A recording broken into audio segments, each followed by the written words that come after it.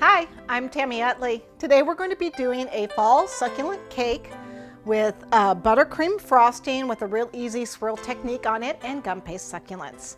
Some of the things I'm going to use today, I'm going to use my gum paste tools. So I've got my board and I've got a thick piece of foam, thicker the better. This is kind of thin, but it will work.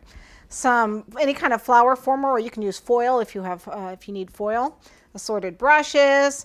I've got a ball tool, or you actually can use your fingers for this. I have a couple different cutters. This is for doing quick succulents, and this is for doing a little more tediously, but they're just as easy, and they're just a basic rose petal shape.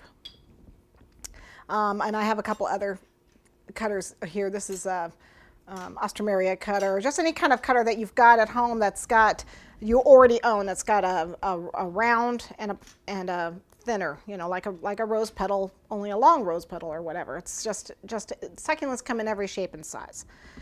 This is just some foam, which you're definitely gonna need. It's just this cut up into little pieces. Okay, and some shortening and cornstarch. I have some tape. Need the gum paste.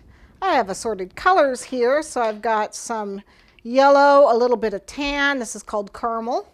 I have some kiwi. This is actually by Crystal Colors, and these are by the Sugar Art. I have some white by Sugar Art, some scarlet, some brown, and most important is the chartreuse petal dust from Linnea's, and some sage, and some lime green, which is actually a lot like the kiwi. The kiwi is what I use the most, and then I use the others, the kiwi and the scarlet. Any kind of a red, a plummy red will work. I also have some petal glue, which is from Gem. You don't have to use this. You can also use water or egg white to stick. These just are they're very thick flowers, so I like water. I worry about having enough stickum on it because these are very heavy. The other thing that will really work is this new product. It's actually, oh gosh, it's for chocolatiere. I can't pronounce it. It's an edible adhesive is what it is, and I use it on a lot of stuff. What's really nice about it is you can use this on any kind of sugar to any kind of sugar. So I can use it from chocolate, I can use it on fondant, I can use it on isomalt, anything. So I use this. Joelle Mahoney makes this. You can find that on Joelle Mahoney's site. We'll need a palette, and I'm going to use a steamer, and I'm going to use some confectioner's glaze that spilled all over my my toolkit.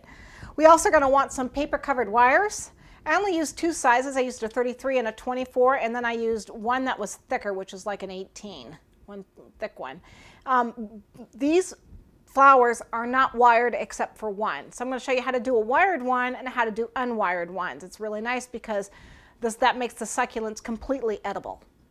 So if we don't use wires in them, then they can eat the whole gum paste thing. You can flavor your gum paste if you want. It's just sugar, but at least you don't have to worry about anything. And all these are all now food safe. All the Sugar Art makes food safe petal dust now, and so does Crystal Colors. We also have some cakes. I have a 10-inch cake, and this is a 6-inch cake, and I'm going to have some buttercream, and I have a number 8 tube that I'm just going to pipe the border on, and I need my small spatula. That's what I'm going to use to make the swirly, and that's what we're going to do right now. So let's get started.